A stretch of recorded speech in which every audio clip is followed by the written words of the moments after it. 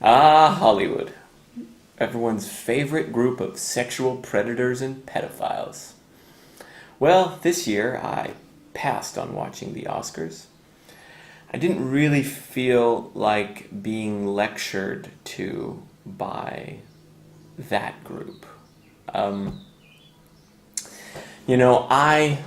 I got in a kind of a little friendly discussion with someone where my point was that how hypocritical it was that Hollywood would continue to try to lecture people after the revelations of uh, the depth of pedophilia. We don't even really know how deep the pedophilia goes, but just the amount of sexual assault and rape and harassment, and they still are going to start lecturing the rest of America as if they have any credibility to do so. Because even the people who are not involved in the scandals, the high ups, they were friends with the rapists and molesters. People had been mentioning this for a long time. It never really caught traction until, I guess, maybe because of the size of social media, is my guess, and how it was able to be picked up. Um, they knew, so they have no moral authority. They have no moral authority. Now, like I said, I had this discussion. The other person I was talking to took the point that this is widespread throughout society, throughout American society, in all aspects. It's only that we see it in Hollywood because we're all watching Hollywood and therefore we see it. But really, all over society, this is a problem. It's not any greater or in Hollywood. I don't think that's even remotely true. I mean, so you expect me to believe that like dental assistants have to have sex with the dentist to get a job? Is that a part of the interview process? I don't think so.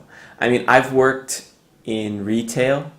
I never saw anything resembling the types of sexual harassment that go on in Hollywood in retail. I mean, I didn't see really any sexual harassment in retail at all, to be honest.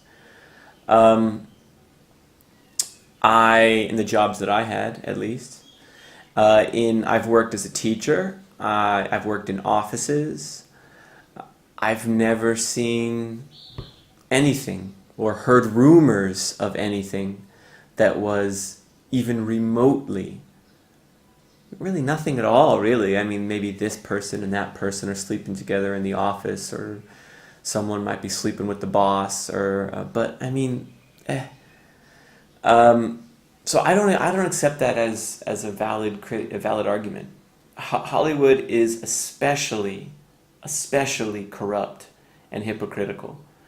And I think you can judge a community by the types of families they produce, the strength of the families, and the types of children that come out of those families in that community.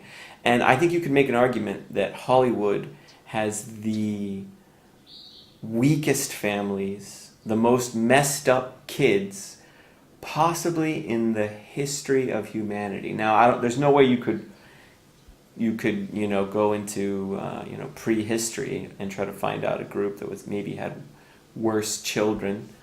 Maybe like corrupt emperors in ancient history, the elite, maybe their children were comparably screwed up. But I think that proves my point. So if we're going to judge Hollywood, they're going to preach to us, and we're going to just overlook the fact that a huge proportion of their children are screwed up in the head and addicted to drugs and, just horrible people. You see them cursing and threatening and fighting and getting just out of their mind, high and drunk, and going through rehab, and so these are the people who raise these children. I don't think Hollywood marriages, if it lasts for a year, everyone's kind of surprised, right? So So these are the people who are lecturing to us? I don't think this makes any sense at all. And then another area of how they're hypocritical. Immigrants, right? Okay, so I grew up in government housing in a town called Visalia in Central California, and the apartment directly next to mine was an illegal alien jumping ground. So basically every week or so there would be a new batch of a few illegal immigrants who would stay there for like a week, and then I guess maybe the person who brought them over would kind of tell them, where to work and tell them the ropes of how to survive in California, and then they would send them off, and then a new batch would come in. So I'm not inexperienced when it comes to illegal immigrants from Central and South America, especially Mexico, in the United States. Now, most illegal immigrants who come into California are good people. Like the people who live next door never made any problems, they never caused any trouble, they just wanted to lay low and try to work and earn some money. They also had really strong families. Whenever you'd go out to the park or the river, or then you would always see big groups of Hispanic, often second generation, first generation, out there eating together in multiple families, all joining together and eating. And so there are, I don't want to exaggerate how negative impact of these people, or that these people are somehow bad, right? But there's a big problem with Hispanic gangs, with Mexican, Central and South American gangs in the United States. They're scary. I grew up surrounded by also that kind of gang element. So that's a real thing. Language is another real thing. If they don't speak the language, it's going to be hard for them to really contribute in society fully. Culture's another thing. They come from different cultures. The United States can only accept so many at a time to have them adopt to the American way of life.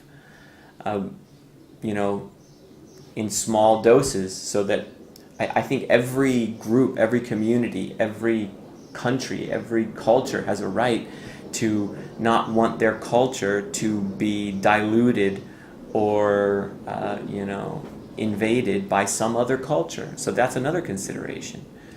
And we also have to consider the fact that the people who are illegally coming across the border are not the top levels of society. You're not going to have the most educated, well-trained.